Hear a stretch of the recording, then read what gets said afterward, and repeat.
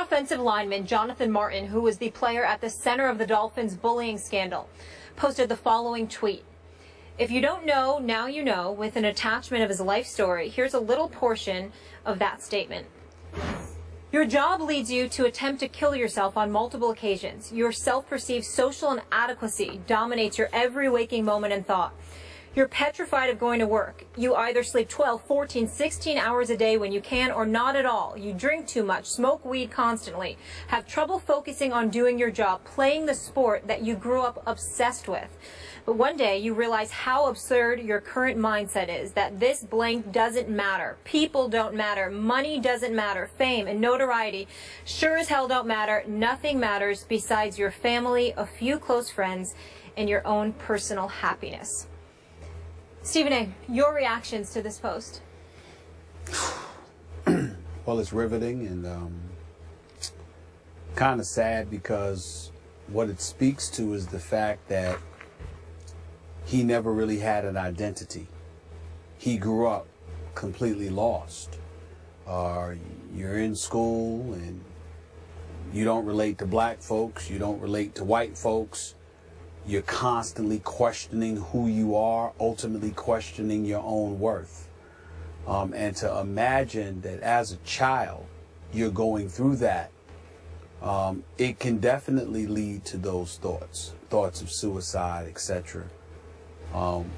I dare venture to say that if you had spoken to psychology experts and things of that nature, therapists and what have you, they would trace a lot of problems that people have back to their youth, what they were subjected to, which is why it's something that we should always be mindful and careful about, particularly when it comes to kids and the level of cruelty that they could exercise against one another, because you just never know. When you see some of these, the Columbine shooting and other things, and you hear kids alluding to being bothered in school and being harassed, and how they felt like they could never catch a break. You just never, ever know what that could ultimately lead to, whether somebody elects to harm themselves or whether they elect to harm other people, unfortunately.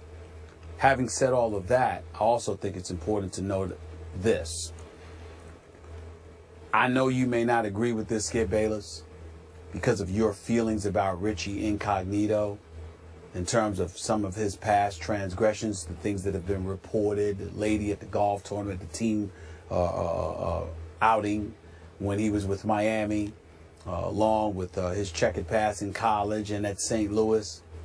But I must admit to you, this kind of gives me cause to pause as to the level of culpability that Richie Incognito actually has when it comes to Jonathan Martin.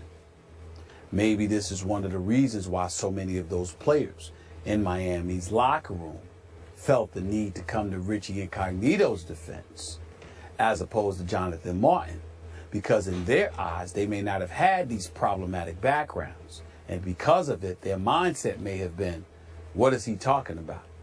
Richie Incognito was the same way with all of us. We didn't interpret it or embrace it as bullying. So when you look at it from that perspective, obviously, instead of us engaging in a level of conviction towards Richie Incognito, we should have asked more questions about Jonathan Martin. That's not to say that Jonathan Martin was wrong or that he was at fault. It's to speak to the problems that he had in his life long before Richie Incognito ever came along. And if that truly was the case, and that truly was what was going on in his mind and in his heart, then how could Richie Incognito be held accountable for that? I'm not saying I know the answer. I'm not absolving Richie Incognito.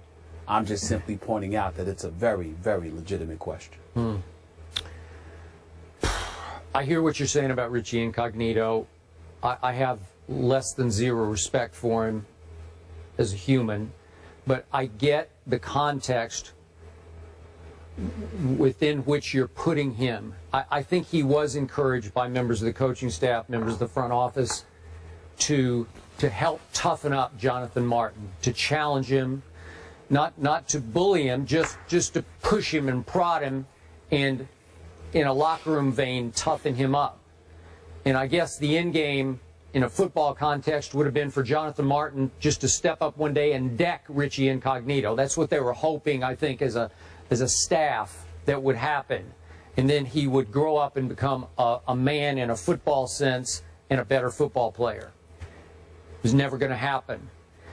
I'm here to tell you that obviously I've covered this game, the NFL game, for a long, long time. And trust me on this, I have known several players, let's say 4 players, who didn't belong in the sport of football.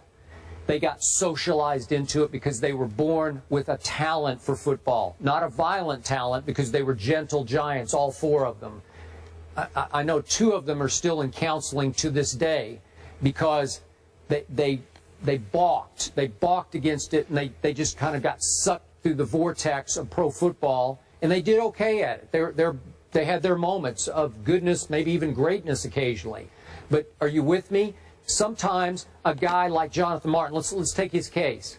His father, Harvard grad, professor. Mother, Harvard grad, became a corporate lawyer for Toyota. Grew up just outside L.A. in the Westlake area, Westlake Village, and went to Harvard Westlake. Starts playing football because he's a big guy with great feet and has some athletic ability, and winds up quickly at tackle because that's the position where you need good feet and size, athletic ability. And all of a sudden, he's really good as Jonathan Martin. And all of a sudden, he starts feeling pressure in high school from, I don't know about his parents, but probably extended family pressure, friend pressure, classmate pressure, peer pressure to be a football star, because that's what everybody wants to be. And you got the goods, man. You got the talent. God was good to you. Jonathan's thinking, was he good to me? So he winds up at Stanford, and he continues to excel. And after his junior year, he came out early. He went in the draft early, did Jonathan Martin, because he was going to be a high pick. And he went 42nd overall, so he was a high second-round pick. And yet, he was a misfit, like you described him as that fish out of water.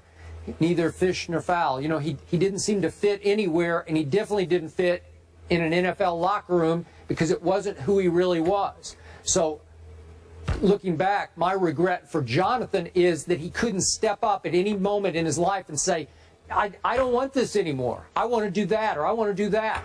Because I'd be a lot happier doing this or that.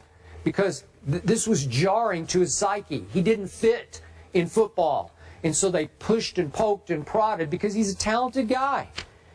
And it never clicked for him. So he was living hell on earth, especially in the Dolphin locker room, because he never belonged there in the first place. And I've known several of those players who wish they had never played football. And, of course, I argue back to him, well, you did make some money, and you did become kind of a household name, at least in your fandom. Yeah, they did, but they all tell me they wish they'd never played pro football. So maybe that's where Jonathan Martin stands right now. Well, maybe so, but I think the key thing that needs to be pointed out here, Skip, is that this is emanating from a bullying scandal. And the question remains, was he truly bullied? And the reason I asked that question is because of what Jonathan Martin revealed.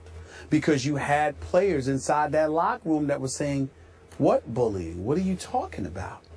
Everything, I mean, this is what happens in a locker room. We endured and experienced the same thing.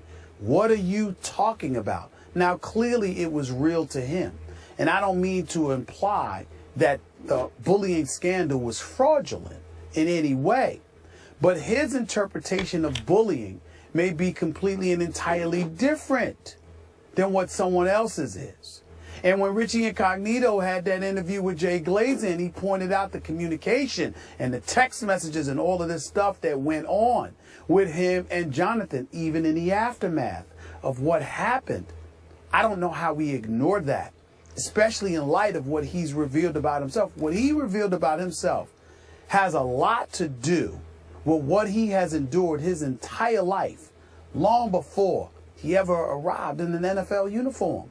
And if that's the case, in the interest of fairness, regardless of what kind of despicable allegations have been aimed in the direction of Richie Incognito prior to the bullying scandal, as it specifically pertains to this scandal, we must ask ourselves, how much legitimacy does it truly deserve as it pertains to the guilt of Richie Incognito in light of what Jonathan Martin has told us about himself?